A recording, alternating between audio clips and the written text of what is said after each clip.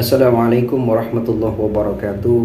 Hamdan wa syukran lillah. Salatan wa salaman ala rasulillah Muhammad ibn Abdullah wa ala alihi wa sahbihi wa man tabi'a sunnatahu wa qa'tada bihuda ila yaumil liqa ila amma ba'du. Ikhwatal iman rahimakumullah. Semoga kita tetap di dalam lindungan Allah dan rahmatnya Allah subhanahu wa ta'ala, serta diberikan kesehatan dan barakah umur, barakah hidup dan barakah rezeki kita, amin Allahumma amin. Ini ada sebuah video yang sangat luar biasa mengenai kaum orientalis, penggugat nasab atau pembatal nasab. Menurut Kiai Haji Idrus Romli, apa kaum orientalis itu? Mari kita simak dulu.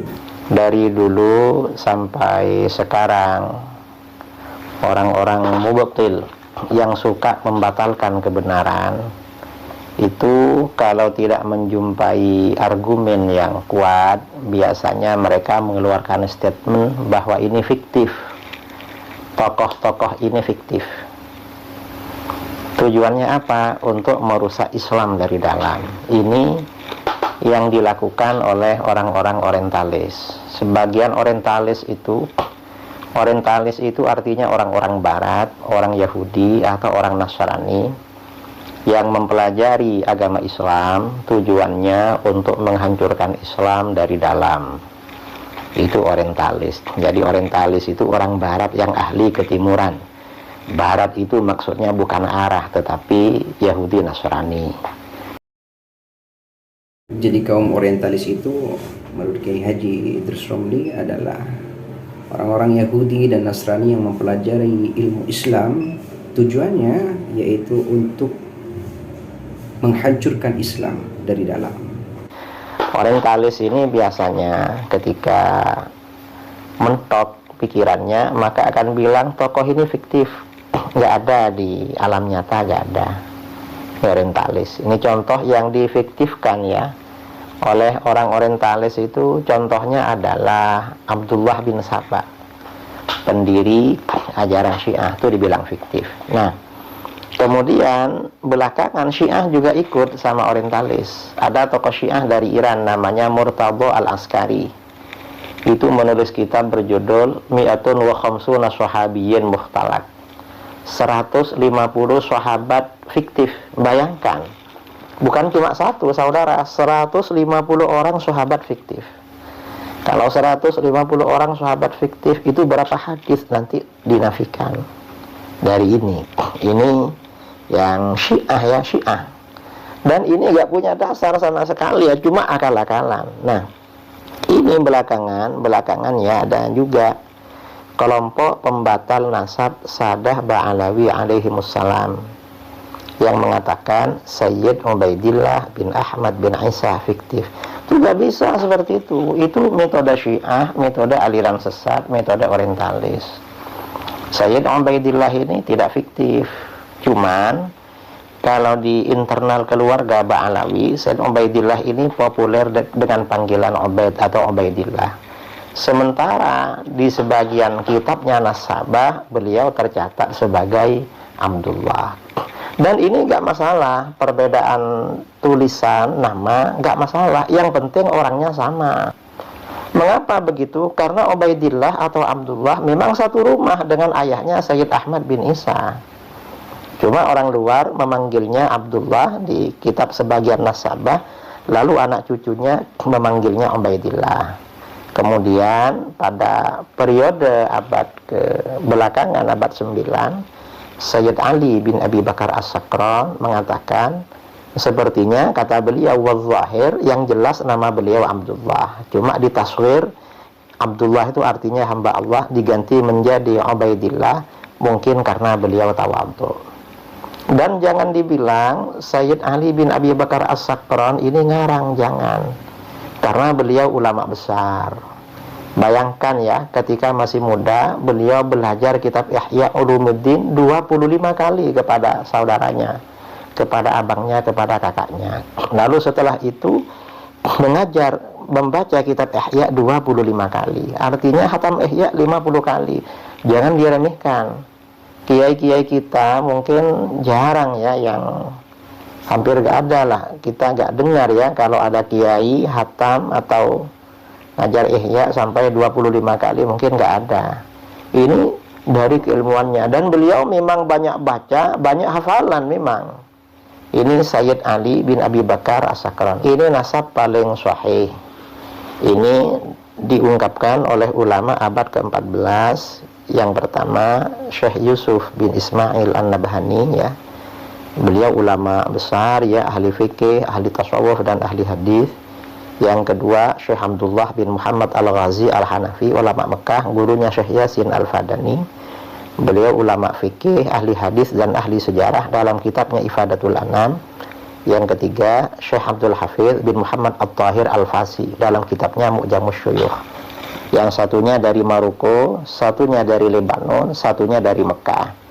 Dan ini sama-sama ulama besar.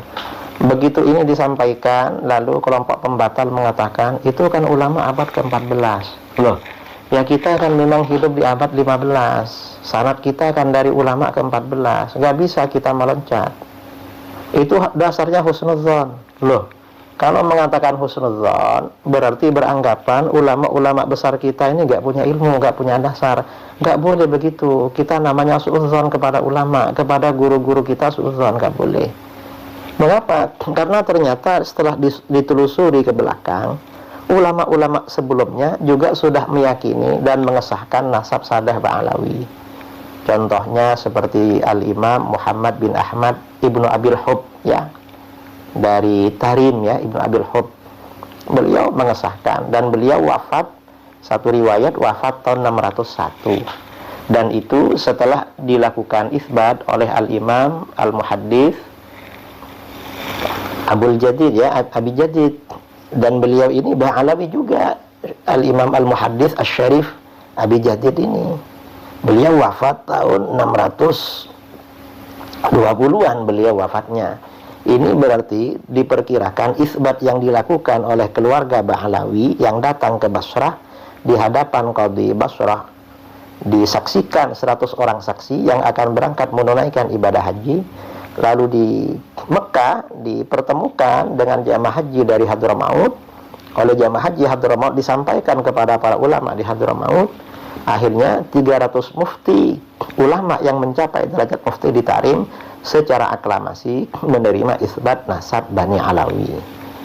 Dan itu kata para ulama menjadi ijma para ulama dan orang-orang soleh tentang nasab Bani Alawi. Kemudian para ulama setelah Ibnu Abil Hub ini silih berganti mengesahkan nasab Ba'alawi seperti Imam Al-Marwani At-Tarimi. Kemudian setelah itu Al-Imam Al-Qutub ya, Abdullah bin As'ad Al-Yafi'i. Kemudian ulama-ulama, banyak ulama-ulama yang mengesahkan nasab Sadah Ba'alawi. Nah, ketika ulama besar itu mengesahkan nasab Sadah Ba'alawi, itu bukan tanpa dasar, pasti dasarnya kuat. Nah, ini artinya apa? Sejak abad ke-6 sudah dilakukan pembuktian keabsahan nasab Sadah Ba'alawi. Lalu bagaimana dengan abad ke-5 dan ke-4? Abad ke-4, Sayyid Ubaidillah ini kan masih tinggal satu rumah dengan Ahmad bin Isa, tinggal di situ. Dan anaknya tidak ramai. Kemudian Ahmad bin Isa itu gak perlu diragukan, penduduk Yaman saja tidak ragu. Karena pada abad ke-3 dan ke-4 ya, Ahmad bin Isa pindah, Ahlul Bait itu masih sedikit, gak perlu dicatat ramai-ramai, gak perlu. Nah, baru kemudian tahun abad ke-5 Hijriah, karena Ahlul Bait ini sudah banyak dilakukan pencatatan secara rapi, dilakukan isbat. Jadi begitu. Dan jangan dibilang Sayyid Ubaidillah ini fiktif, jangan. Karena yang lebih tahu terhadap keluarga Ba'alawi ini penduduk Yaman yang hidup pada masa itu. Ternyata para penduduk Yaman tidak menyaksikan nasab Sadah Ba'alawi. Dan para ulama-ulama termasuk para sejarawan yang tinggal di Yaman mengesahkan, mensahihkan nasab Sadah Ba'alawi. Karenanya tidak heran kalau belakangan para ulama mengatakan nasab Sadah yang paling sahih di seluruh dunia, yang levelnya paling bergengsi, paling tinggi adalah nasab Sadah Ba'alawi. Jadi ini kembali kepada tadi, jangan bilang fiktif-fiktif, jangan, karena bilang fiktif, sedikit-sedikit fiktif, ini metodenya orang orientalis yang diikuti oleh Syiah. Tapi ya orang yang membatalkan nasab Sadah Ba'alawi ini kadang kan memang merujuknya kepada orang-orang Wahabi, kepada orang Syiah, ya maklum lah. Jadi karakternya sama. Saya kira ini, wallahu a'lam. Assalamualaikum. Kiai Haji Idrus Romli membahas tuntas tentang kaum orientalis dan kaum-kaum pembatal nasab Bani Alawi atau Sadah Ba'alawi. Semoga kita mempunyai pandangan dan wawasan ke depan bagaimana membedakan yang hak dan yang batil secara bijak, dan tidak sembarangan untuk mengklaim ini itu dari berbagai dimensi pandangan, apalagi dari media sosial, agar kita selalu bijak dalam menilai dan kita selalu bijak di dalam menyampaikan. Sekian, semoga bermanfaat. Assalamualaikum warahmatullahi wabarakatuh.